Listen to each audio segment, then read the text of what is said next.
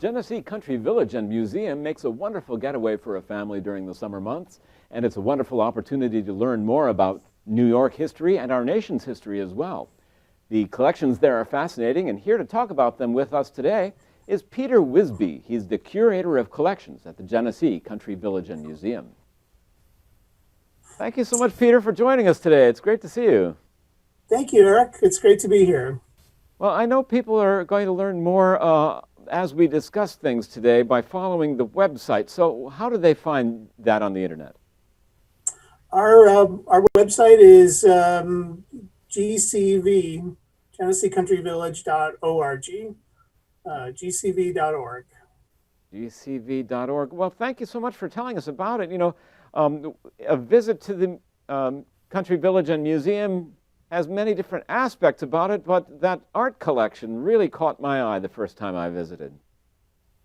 Well, it is, we really are kind of a important regional treasure. And in fact, we're sort of three institutions in one, a nature center with 5 miles of hiking trails and a maple sugar bush where we're currently doing maple sugar programming, a historic village. We're the largest living history village in New York State with 68 historic buildings moved from 11 counties, and we'll talk a little bit more about that.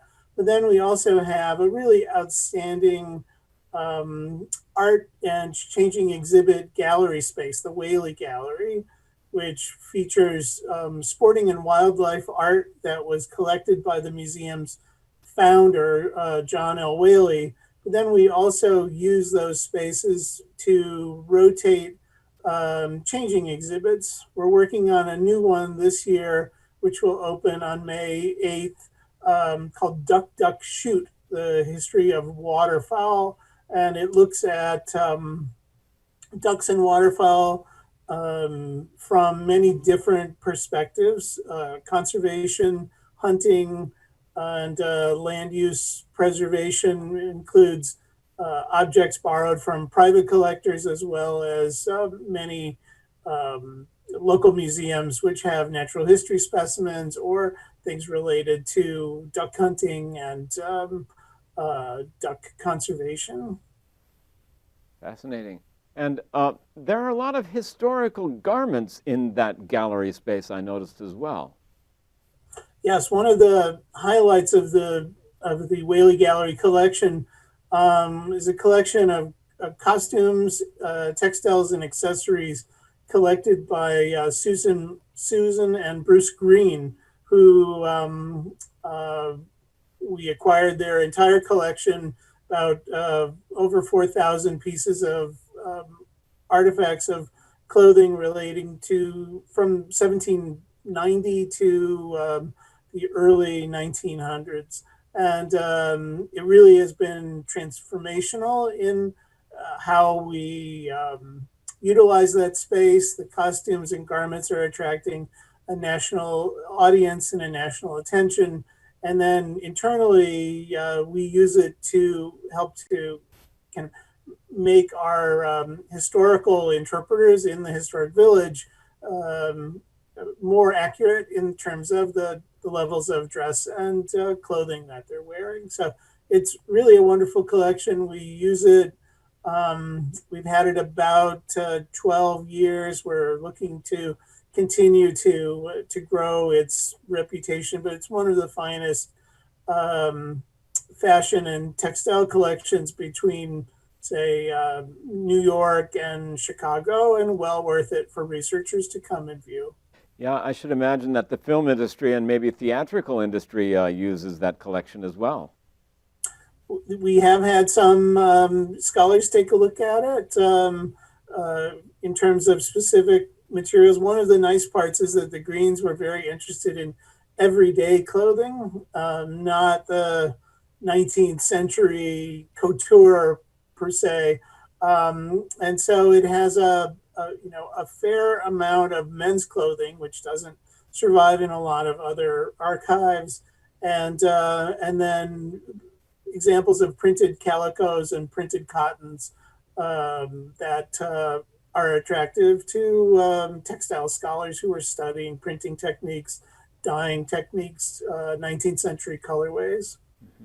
You know, Peter, one time I got to visit with some staff members at basically it's a hunting lodge across the road from the main village and museum, and that was a fascinating building to be in. It looked like a baronial lodge with artwork on the wall there. What's that all about?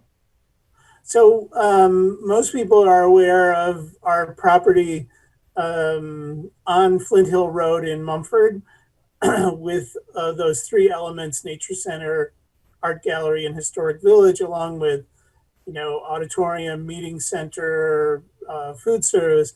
But many people don't know that we actually own property across the road, all the way down to Awatka Creek, to the border of the creek. It's a forever wild area. It has one original building, an 1840s stone farmhouse that belonged to John L. Whaley, the museum founder. It was the only building on the museum, what is now the museum property, and he did use it as a hunting and fishing lodge. He hosted, he was the chairman of the Genesee Brewing Company, so he hosted distributor meetings and used it as his own personal painting studio and a place to kind of keep an eye on the activities when the museum was in its building phase across the road. So it is a wonderful little retreat. We've actually used it a few times for weddings, but it's an area that most visitors have never had a chance to see, to know that it's over there. A real New York treasure. And this was the Whaley farm where they put the draft animals. Is that correct? Well, the Whaleys had a horse farm north of Scottsville, which is where the Genesee 12-horse team boarded and where the Whaley family homes were. But this was the location in Mumford was Mr. Whaley's private hunting retreat. So it was a little bit different. I didn't realize. He also utilized the space as a biological field station. He had some man-made ponds that he stocked for fishing, and it was really more of a pleasure area than a family space. I didn't understand that. Thank you for telling me. Well, there are a lot of folk ways and original craft like pottery and blacksmithing on display constantly in that village. Is that correct? That's right. So in the 1960s, Mr. Whaley was the chairman of the Genesee Brewing Company, and he would move between his home in Scottsville and the Genesee Brewery on St. Paul Street. And mid-60s, Rochester obviously was undergoing a lot of urban renewal. There was the creation of the inner loop was destroying swaths of 19th century urban architecture. And he had a vision that he wanted to preserve rural architecture in the same way that places like Williamsburg or Old Sturbridge Village or the Farmers Museum in Cooperstown had.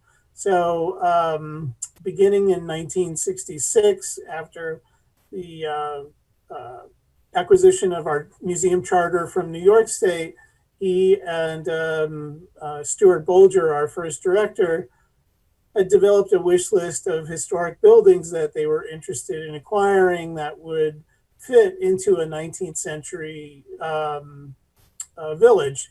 It included both domestic architecture, civic spaces like churches, taverns, general store, commercial buildings, and then also to highlight crafts and trades.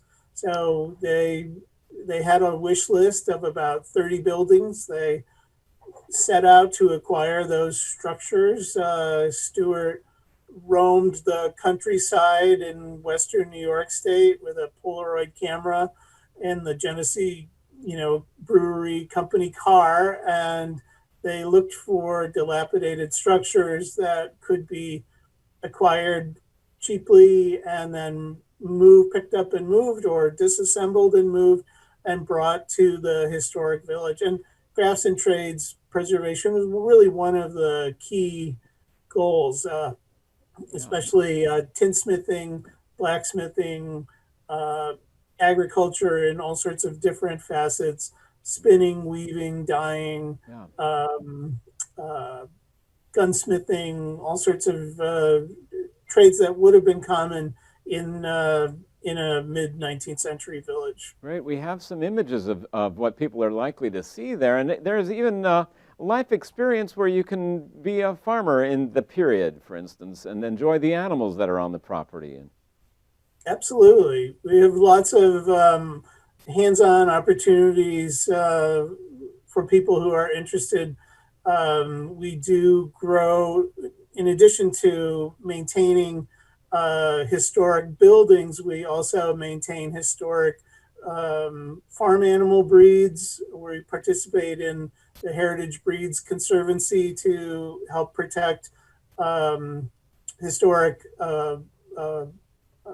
varieties of chickens and geese. We have a herd of period appropriate sheep called Hog Island sheep.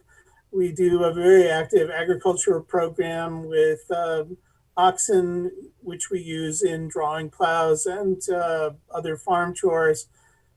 And visitors as well as summer camp kids can participate in all of those kinds of activities. Or to, if you don't want to, stand behind a plow pulled by oxen, you can at least watch it being done. But we also have craft classes, cooking classes, baking, spinning, weaving, dyeing opportunities for people to be as involved as they would wish. Fantastic. Well, we have about a minute and a half, and so now the season opens proper around Mother's Day, and then That's right. there are all sorts of activities, festivals and things that roll out, and Juneteenth is one of those first ones. What's the typical year like, very briefly? Well, we never really quite close. Although the historic village season is May till October, then we have events in November, December. Much of our programming moves to our nature center property during January, February, March. And so we have, in addition to opening day on May 7th, we do an antique show on May 28th, a craft beer wine tasting event called History on Tap on June 3rd, a Celtic festival on June 11th and 12th. Almost every weekend or every other weekend, there's some kind of special program. Honoring Juneteenth is, this year for us, is June 18th, and it was a new event for us last year, very well received, focusing on the contributions of the Black community in the Genesee region. And we've been continuing to do new research to grow that program as well. So we're very excited about that. That is very exciting. My best recommendation is to just keep following our website. And as events keep coming up, there'll be new information. It's a very comprehensive website for all of the things that we do at the museum. Fantastic. Well, thank you so much for telling us about it today on the Spotlight. Thank you. We appreciate it. My guest has been Peter A. Wisbey. He's the curator of collections at the Genesee Country Village and Museum. In the Spotlight is a production of Penfield Television with sponsorship from Nocon & Associates, a private wealth advisory practice of Ameriprise Financial Advisors.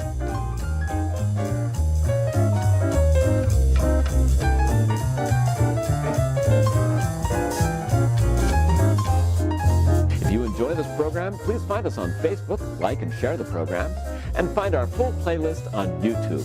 Thank you so much for watching.